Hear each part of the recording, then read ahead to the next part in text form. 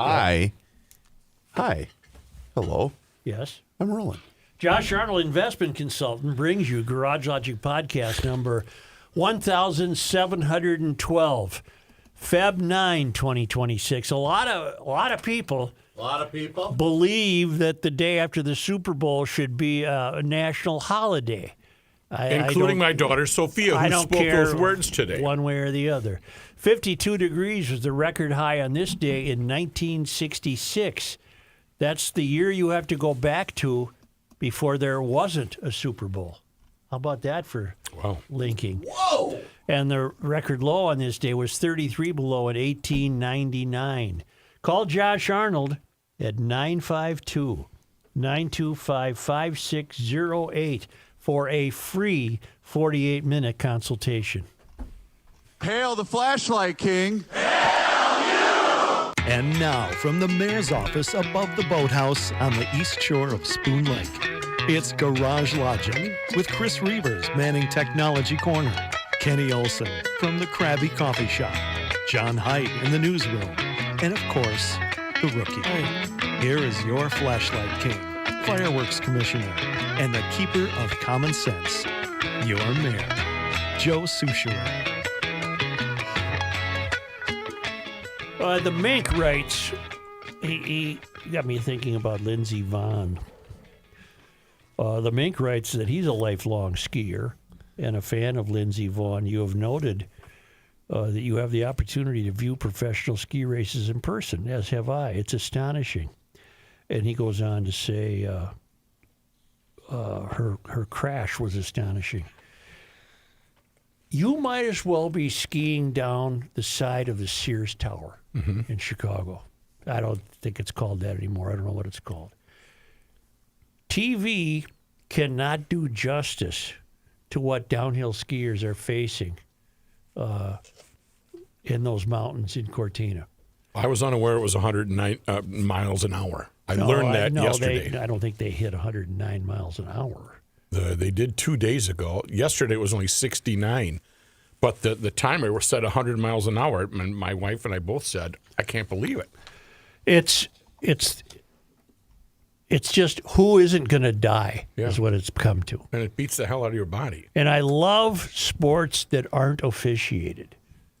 If that was the NFL, she would have had to stop halfway down, and a referee would have come out and said, I think you nicked the flag back there. Yes. You know, it's fantastic. She's done, though. I don't think she can come back from this. But she's the female Tiger.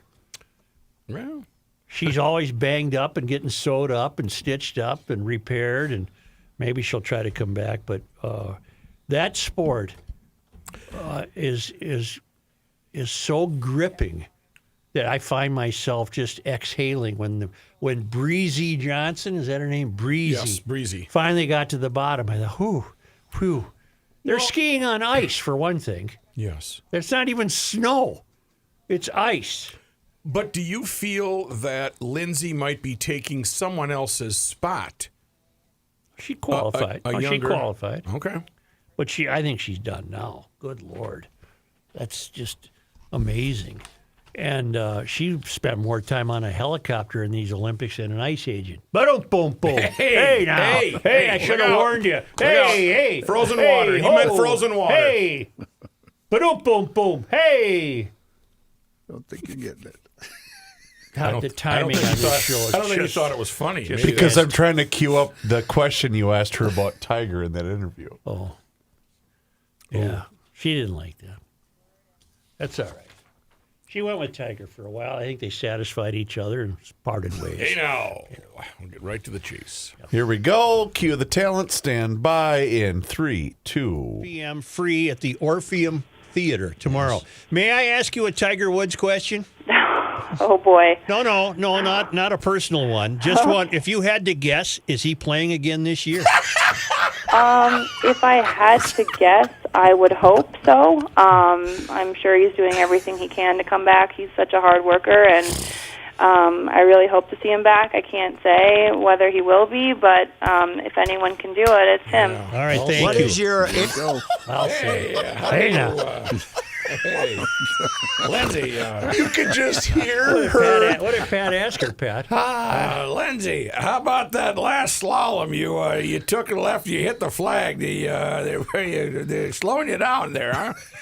He goes right to the sports stuff as opposed to bit bigger of the a stuff hill than Buck Hill. the stuff you'd really want to ask Lindsay about her life rather than you hit the 220 on the shelf over there. But you hear her just go, Oh, Christ. God, listen to this. Rule's going to ask me about this now. Jeez. Why was she even on? I don't remember. She was promoting a brand, wasn't she? Maybe. I'm glad, though, that you didn't say, hey, do you know if Tiger went through the same routine each and every day and wherever he was at Pinehurst or at No, because South Bend? what was this guy doing?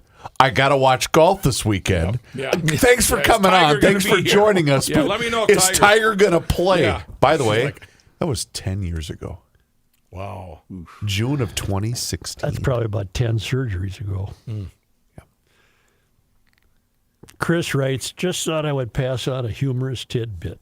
And this gave me an idea. I have a bright idea to help save the state of Minnesota. Just thought I would pass on a humorous tidbit. I recently got a letter from the Minnesota DMV. That's Department of Motor Vehicles. Thank you. After going through multiple visits to get real ID, that there was an issue with my license, and if I did not come in within 15 days, my license would be suspended. I went in last Friday and got out quickly and asked the 16-year-old behind the counter, that might be hyperbole, what the situation was. Well, they have been auditing old files lately, and they found an outstanding fine on your license. I asked what that was. I have only gotten a speeding or a ticket in the last couple of years. Shameful indeed on my part. It was an outstanding $20 fine from 2009. The IRS only goes back 7 years. They can take your home and your life, but they give up after 7 years. And what is $20 nowadays? Seatbelt violation. Ooh. I can say proudly I'm working on the $9 billion backlog. I can send in the documents if you want them. I'm going to frame them for my outhouse. In other words, we cannot control fraud in this state. New revelations about autism fraud in the news today. But this, the DMV was able to nail this guy for what is that? How long ago was 2009? That was 17 17 years ago. 17. 17 years ago, he apparently got a notice or a ticket for failure to use his seatbelt. And somehow the world went by and he never paid the $20, and now they're nailing it for him. And he's got to clear that up before he can get his real license. And I thought, why can't the rest of the government work like the DMV? I think, now correct me if I'm wrong, but this is the kind of thing, Rookie, you might know. Okay. Isn't the DMV kind of a quasi-public organization? Aren't they for profit? For example, when I go to the DMV, those people have a stake in the business, I think. John, will you please look this up? If you go to the one on Lexington in Roseville. I tend to go to the one either in White Bear or South St. Paul. Okay. You see the same people. Yep. And I think Yes, you are correct. The South they get a piece of the action. because they work for the DMV, but they're a satellite office. It's a privately owned building. I guess that's what I'm saying. These Contractors. These satellite places are contractors, and they have to have their I's dotted and their T's crossed. Mm-hmm. And then I'm sure they have to provide their what would I call it? Their auditing or whatever to the DMV. We did 4,200 driver's license renewals in the month of November. All right, and here's the evidence. Here's our numbers. Here's the evidence of that. And here's your cut, and here's our cut. Why can't we do that with the rest of these people Well, that's the $1 to million make them question. held more responsible? Yeah. Because there's still, if you stop and look at what's happened in Minnesota one of the problems is no one's suffering any consequences. They just keep shuffling the shell around that has the marble under it, and then they say, well, if you help us create new laws, then we'll get better, and this and that and the other thing. They don't suffer any consequences. It seems to me, if I'm on the right track, somebody really lousy at their job at a satellite DMV office would lose their job. Hey, you're not working fast enough. You're not hustling. You're not helping us make money. You're too slow, or whatever. Yeah, I can see that. You'd get canned. Right. That doesn't happen at the state. John, what are you finding? In Minnesota, while some DMV locations are state-run, many are authorized, privately owned deputy registrar offices acting as agents for the state, which may use independent contractors or private employees to operate. They are not directly managed by state employees, but rather contracted by the Minnesota Department of Labor and Industry. And they do have legal standards they have to meet to get there. Workers are generally presumed to be employees, and they have to pass a 14-point test to classify individuals as independent contractors, focusing on whether they operate as a separate self-employed business entity. That 14-point test is 14 more points than a food fraudster had to answer.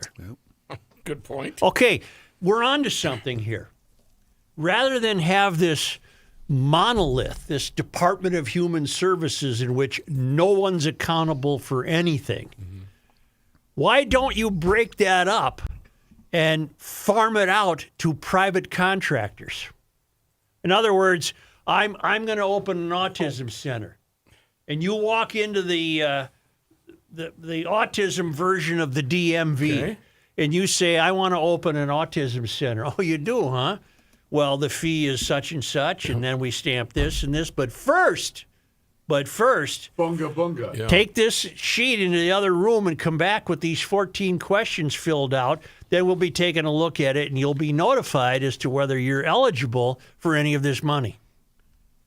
Because if I grant you some money now and learn that you're fraudulent, that's my butt in a sling. I'm going to be in trouble, and I don't want to lose my job. So here's the deal: you come on, and you have to be fully accountable here.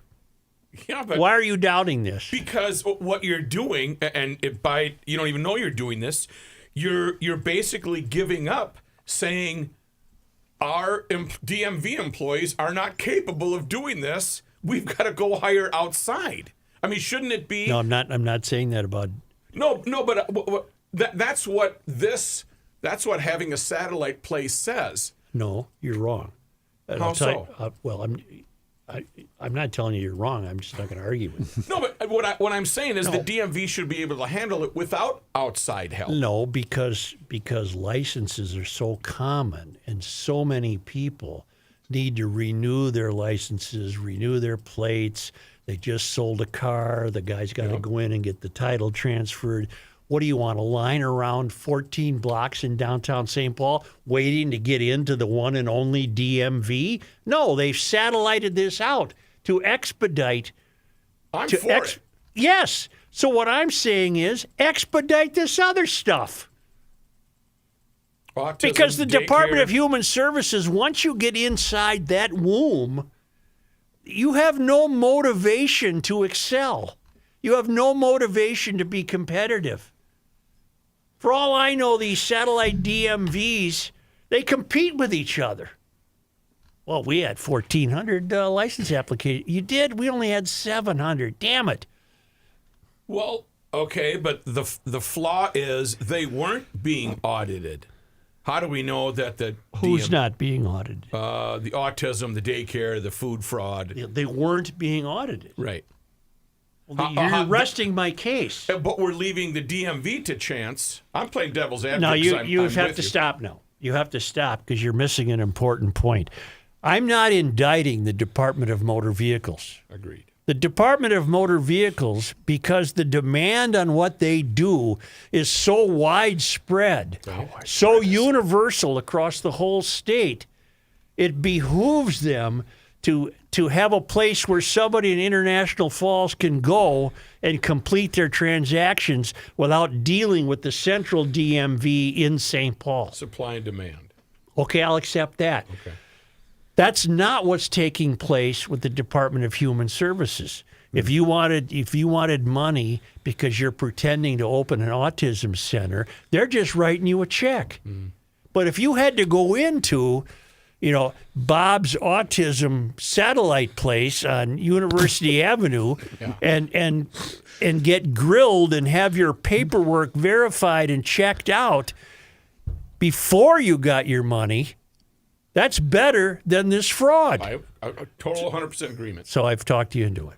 Well, I was still on your side, but I was just... This is nothing against the DMV. The DMV is farming out their work because they realize they're helping more people that way legitimately. Can I add one thing? You may. Because for the last, I don't know how many years, instead of actually going to a DMV, they have these kiosks, right? Whatever. I'm unfamiliar with the kiosks. No, they're great. So there's one in Bloomington at the Cub Foods that I use all the time. What do you do there? You literally have to have either your paperwork or your VIN number and your insurance card. Yeah. And you can get it done in about 30 seconds. Okay, that's great. But here's my point.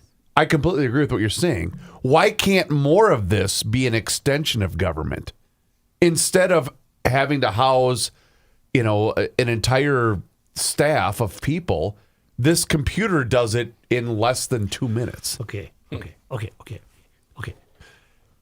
I'm not suggesting a growth of government. No. I'm suggesting a new way, technically, to perform the duties of government. I think that's what I was saying. Well, that's fine. Okay. Because right now, the duties of government suffer from a malaise. These people who go to work every day, I'm not indicting you either, but these people who go to work every day and then disappear into the cubicle in the Department of Human Services, they face no consequences for poor work. They face nothing. Right. So get rid of these. The Department of Human Services, John could look this up too, it probably has under its wing 50 programs. Certain numbers of those programs could follow the DMV model. The model. There Yep. you are. Yep. Okay. Okay. Certain of those programs could follow the DMV model. It stands for Department of Motor Vehicles. Yes. Appreciate it. Have you ever heard of fraud in the DMV? It's really hard to commit it. Not yet. Well, I'm telling you, it's a brilliant idea, even if I do say so myself. Right. But what it's going to take is a forward-thinking governor, for example, who is willing to acknowledge that private competition is far superior than to what the Walz administration has delivered this state. Because the Walz administration, more than any other in the history of the state, has delivered nothing but failure, nothing but ruin. So I want money to open Bob's Autism Clinic. The way it stands now is they're just cutting you a check. But if I'm opening Bob's Autism Clinic and I got to check in with the White Bear Autism Licensing Bureau, I'm going to be grilled. They're going to get to the bottom of me before a check is cut. When I go into a DMV to renew my license, they're not going to give me one if there's something screwed up in my application. Right. If I can't see, they're not going to give a blind person a license. Correct. But the Department of Human Services, that's the equivalent. They're giving blind people driver's licenses. There's the analogy. They're giving blind people driver's licenses. Yeah, I've solved it. We can pack it up now. I've solved it. Done for the day? What about the demand, though? The What about the DMV demand? has a great demand. You're right. International Falls, Zumbrota, everywhere. Thank you. Where You is- don't think there's enough demand for autism clinics to set up a satellite office? That's a reasonable worry. Well, because they increased their demand by about 17,000% or whatever it was. So you combine them. Maybe only the most fraud-prone agencies could combine, and in that satellite office, there would be a couple of different agencies you could apply to. Okay. All right. There's, if I may, Yeah. there are. This is just an example in the Department of Human Services in Minnesota. Yep. There are 13 Medicaid services. Well, that's ridiculous. Well, and listen to this. If you think that's ridiculous, Yeah. in those 13 Medicaid services, they have to validate and revalidate 5,800 providers. Wow. So, I mean, that seems like a task that's. So everyone's getting rich. I mean, Well, how do you do that? But John, Yeah. and thank you for that. And that's not working. Yes. That doesn't work. Why can't we get somebody that just says, look, this stuff, the way we're doing it, doesn't work? I'm trying to put more money into the pockets of Minnesota citizens. All of my taxes, all of your taxes are paying almost half, start over. All the income taxes paid in Minnesota will be swallowed up by paying half the fraud money that's been paid. Wouldn't you rather have the money? Yeah. Yeah, I could spend it more wisely. What do you want? You want about a door? You want to hear about a door? I do. Two and two. Precision garage door. They're the best. A lot of winter left. If you need a new door, Precision Door has models of doors for every budget. There's $500 off now the purchase of a new door and operator combination. They send a designer out. You shoot the breeze, bing, bang, boom. You got a new door. They work in cold weather. If your garage door if you like your garage door, but she's not working that well in cold weather, making funny noises, creaking and groaning, and you're worried about it, book a Precision Door, noisy door tune-up special for $149, and they use the diagnostics. They check it out. Check it out. And they'll tell you, look, I'd fix this and this. Otherwise, you're going to come out here on Valentine's Day and you're not going to be able to open your door. Whatever. Get it checked out if you like your present door.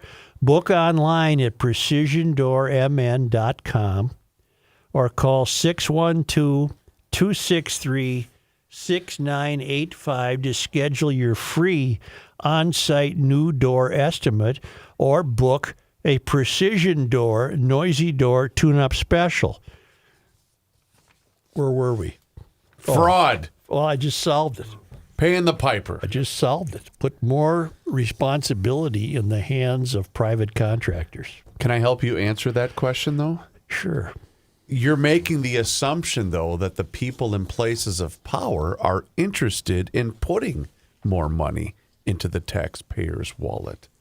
And I don't think that's the case, especially in the great state of Minnesota. Well, it should be the case. Well, no S. Hey, he's an idea man. Don't worry about the Thank you. logistics, Thank please. you. Don't interrupt me with facts. Because I think, You're here for one reason. well, but I think that there's a lot of people out there that are in on the take. And that's the problem. Yeah. I don't dispute that. Well, here's a guy. I think that's the first time you ever said that to me. What? I don't dispute that. Right. I don't dispute that. Don't get used to it, okay? It wears off pretty quick. Matt writes, "Hail the Flashlight King." Hail you! That was pretty good. Yeah. Joe and crew, I've only lived in this once great state for about 6 years, of which I have been a loyal listener. My first summer here included the activation of my unit in the National Guard. I was an intel guy, so I never had to gear up and sit on the street corners. That being said, I saw enough. Welcome to Minnesota. Over the years, I saw this state turn from a more reasonable member of our union than my home state of Colorado. Minnesota just got worse and worse, though. This week, I accepted an offer back to Colorado and look forward to returning. I never thought I'd say that. These days, Colorado still has the problems which first pushed me out, but now Minnesota is even worse. I'll actually be taxed less in Colorado and earn more for a comparable job. Owning a house is a pipe dream, but rent is actually comparable and often less. You couldn't slap the grin off my face with a 20-inch walleye. Matt D. Well, Nice. Matt, sorry to see you go, but we're a podcast, so you can still listen to us. Can I expand upon something? Expand upon? Expand. You may. You're making up words. Care 11 had a piece over the weekend. Yeah. Are you ready for this? Can I interrupt one thing? I'm sorry. Sure. I'm going to take the word of Morgan Huey Wolf Slattery, who's one of the anchors on Care 11. Yeah. Somebody named Morgan. And I'm going to take her word for it. She verified that the young child that Bunny gave his Grammy to last night in the halftime performance was not that local Liam young fellow. That was flying around social media that this local kid named Liam, who had to go to Texas, is now back in Minnesota, that Liam was there to receive that. That's not true. That little kid is somebody on the set. He's an actor. Yeah. Lincoln Fox Yeah. was his name. Yeah. Is his name. It's not little Liam. Yes, you in the back. I'd like to send it to Julie Nelson from Care 11 in a shocking Minnesota auditor report that dropped confirming Tim Walz's Department of Human Services created false records. Yes, they did. Against fraud. The performance audit shows the Behavioral Health Administration sent millions of dollars out the door in grants without making proper checks into who was receiving them. And that is not even the most jaw-dropping finding. Lou Raguse has tonight's top story. Lou? Julie, according to the nonpartisan legislative auditor, this is another case of mismanagement of taxpayer money.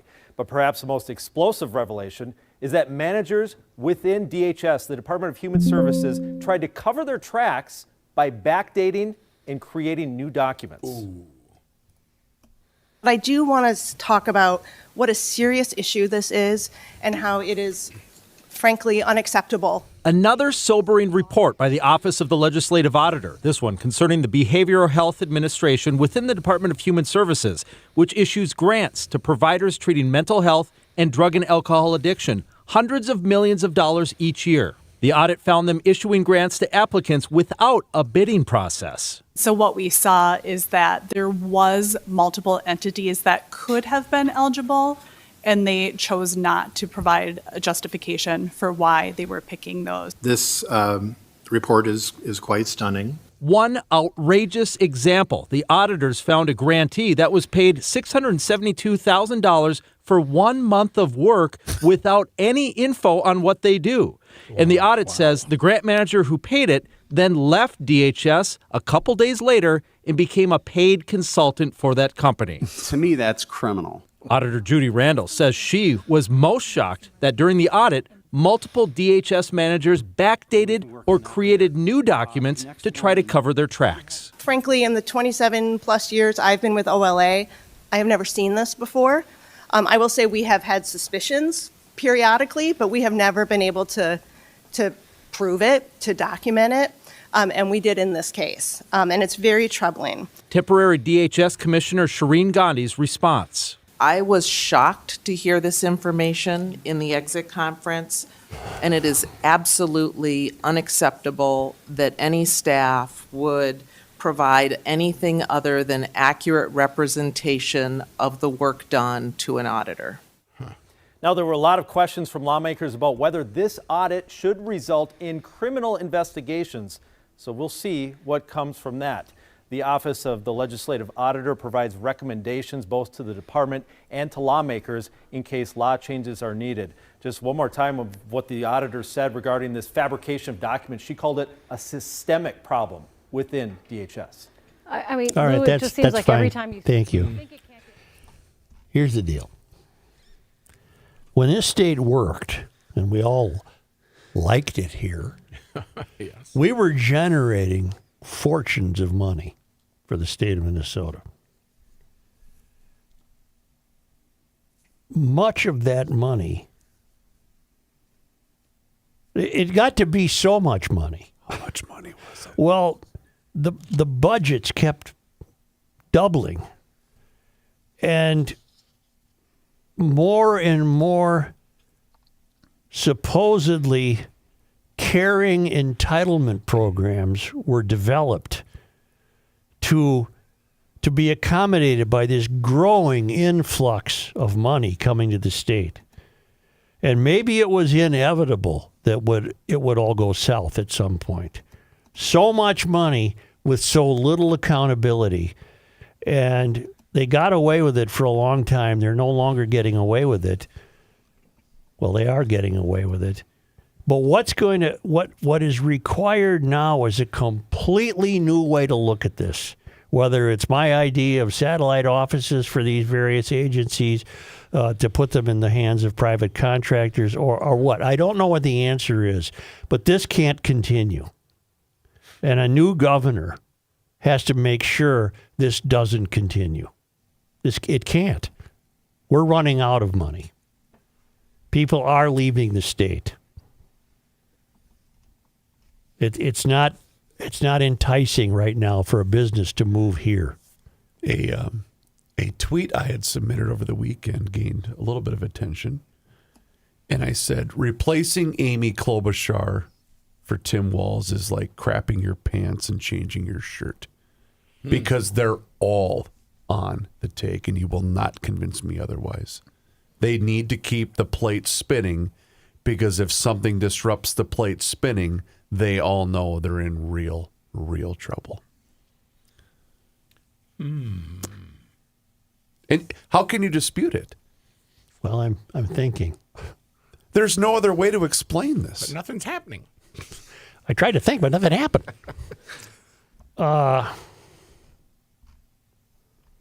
Boy, it's just hard for me to think that Amy's a crook. Okay. It's not hard for me to think that Walz is. Ilhan? But he's a lot dumber than Amy. Ilhan, I do believe, is a crook. However, allegedly, I believe that.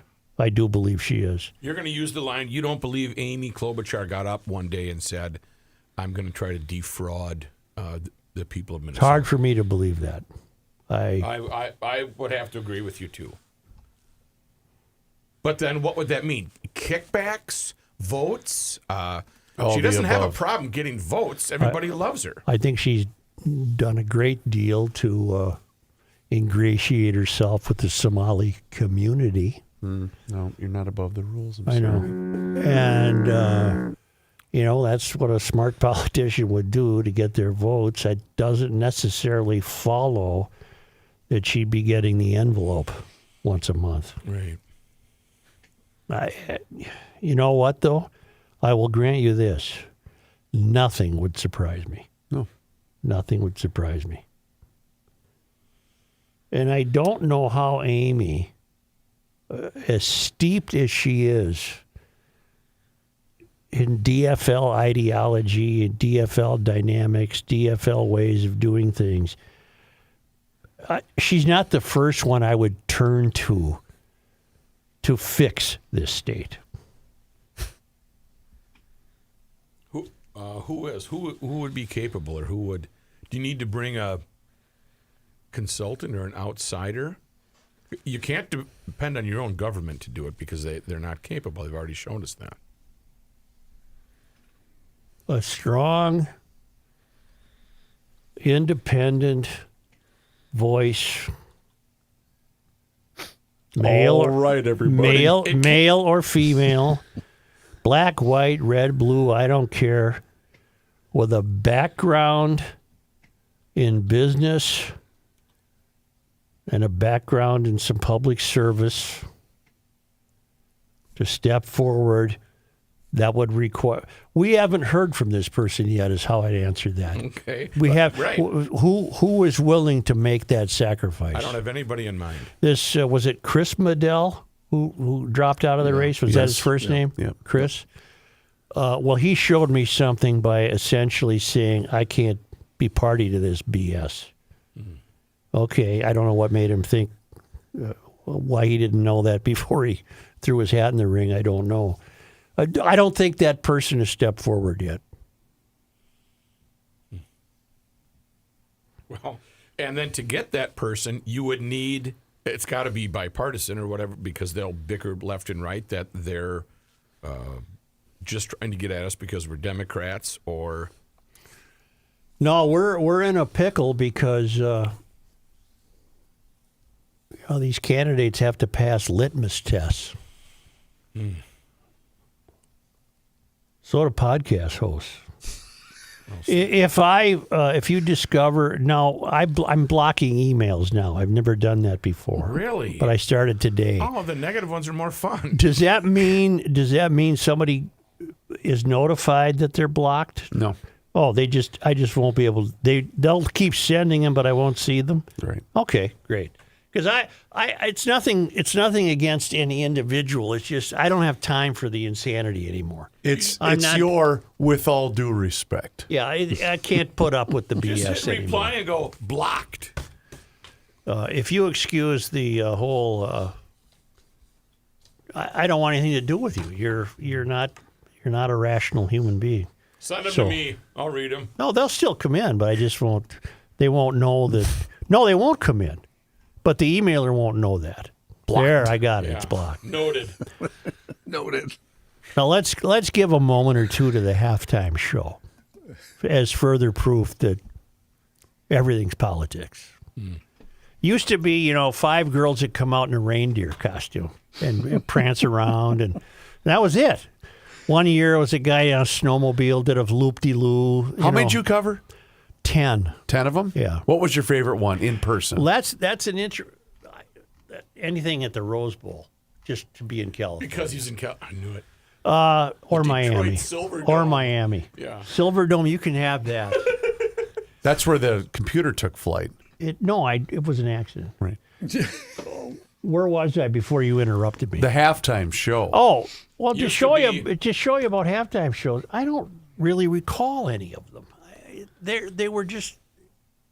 I don't care that Bad Bunny performed yesterday. Sure, who cares, right? What was ours here in '85 or whenever we had a big snowball? I think we had and skaters Gloria and- Estefan or something like that. 85. Or whenever we had the 91. 92 or 91, yes. I found a piece by a guy I've never heard of and I've never read before. His name is Colby Hall, and apparently he's employed by Mediaite, which is a media and gossip website. I don't know. Okay. I don't care what he is politically. I just thought he nailed it when he wrote this piece. The headline is, "It was just a halftime show. The meltdown reveals how dumb we've become." and he said the most revealing thing about the Super Bowl halftime show was not Bad Bunny, Kid Rock, or even Donald Trump deciding that this was a useful place to weigh in. It was how quickly millions of people volunteered to be furious on cue, as if anger were a civic duty rather than an emotional habit that has gotten wildly out of hand. This was a halftime show. Yeah. 13 minutes of loud, glossy distraction designed to give people time to refresh drinks and argue about guacamole. It was never meant to unify the nation, heal divides, or signal the moral direction of the republic. Treating it as any of these things requires a level of seriousness that borders on parody. It's like getting mad at someone else's screensaver. Isn't that a great line? That's exactly what it's funny. like. And yet, here we are. Conservatives decided the show was an insult, a provocation, a proof that America is slipping away. It was framed as cultural displacement, dressed up as criticism of taste, with Spanish lyrics treated less as a stylistic choice than a grievance. The outrage was immediate, familiar, and deeply incurious, the kind that confuses personal discomfort with national emergency.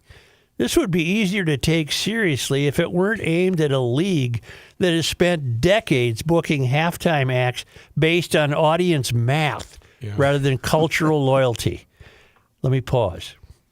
Isn't it interesting that a corporate entity as big as the NFL, which has always flaunted its patriotism, this was a business decision.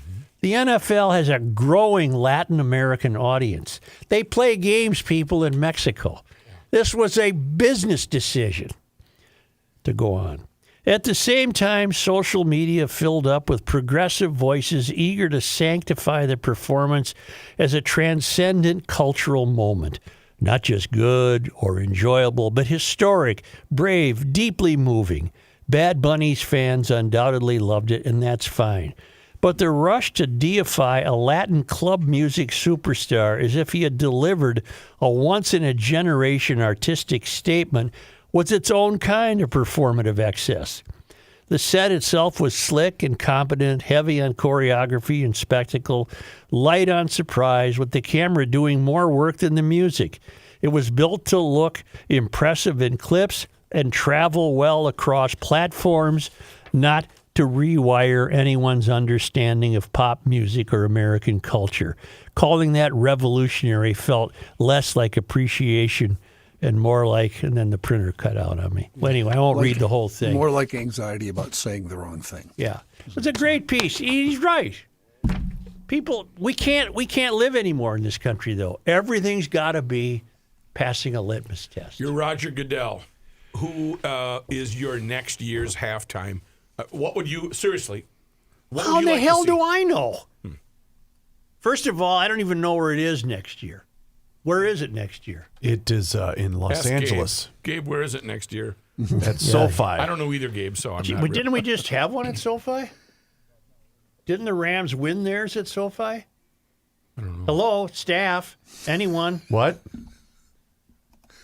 Didn't the Rams just win a Super Bowl at SoFi? 5 years ago. It's already back there? Yeah.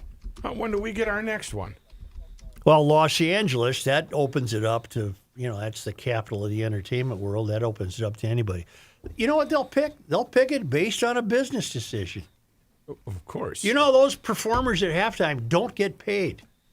They used to. They no longer do because the NFL is such a big corporate entity. Big are they? How big? They're saying to the artists, you ought to thank us for having you on. You're not getting paid. And they all announce And it. they all say, thank you, we'll Yep. play.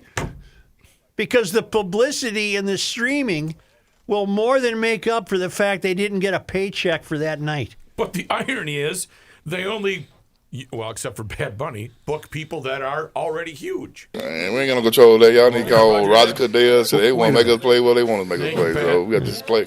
That's Rook, right. That's Rook, right. Yeah. You're saying Bad Bunny's not huge? He is huge. No, he is. I was corrected just by not my huge family here. members. Yes. Yeah, he's gigantic. 20 number one hits. That's huge. But Okay, he okay. doesn't appeal to the older crowd, though. Well, so what? The NFL's not looking yeah, for the older they crowd. don't care if a 68-year-old guy. Age has money They to don't. spend. They don't care about me. They're shrewd. What jerseys do you buy? I don't buy any jerseys. I didn't think that guy was that good, to tell you the truth. I mean, he talks. He doesn't really sing, and he's not a very good dancer. Perhaps he was encumbered by the giant bulletproof vest he had to wear. He was good on Saturday Night Live a couple of weeks ago. I didn't see him. Here. The point is, Check it out. the point is, this was not significant culturally. It was not significant for race relations. Puerto Ricans, since 1917, are citizens of the United States of America. This had nothing to do with anything except the NFL cleverly marketing itself to ever new audiences. And in this case, a complete bow to a Latin American audience, which they are coveting and husbanding and nurturing and building. Pretty soon there'll be an NFL team in Buenos Aires, Mexico City, wherever. They'll put one in Cuba if they thought they could make a buck. So it has nothing to do with anything except this happened to be the halftime choice this year. Yeah. It was your president who decided to make this political. I was just going to ask you the question, Joe. If it's not a big deal political, did you see the president's Truth Social post after? Yes, because he can't help himself. Yeah. And he certainly made it about America at that point, which... It had nothing to do with strange. anything. It was the halftime. We got a good updated look at Ricky Martin. Yeah. He still looks pretty good. And my gal came out, Lady Gaga. She did well. A lot of actors in the house, too. You know those trees, those palm trees? A lot of grass. Those trees? Yeah. Those were people. Did you know that? I did not know that. Yeah, I saw them move. Like they had feet or something. How big is it anyway? Well, it's a pretty big tree. Are you hinting my apples ain't what they ought to be? So I think the country survived it. We're all here. The sun came up. Why isn't TA good, Bunny? Why does he have to be bad? Why is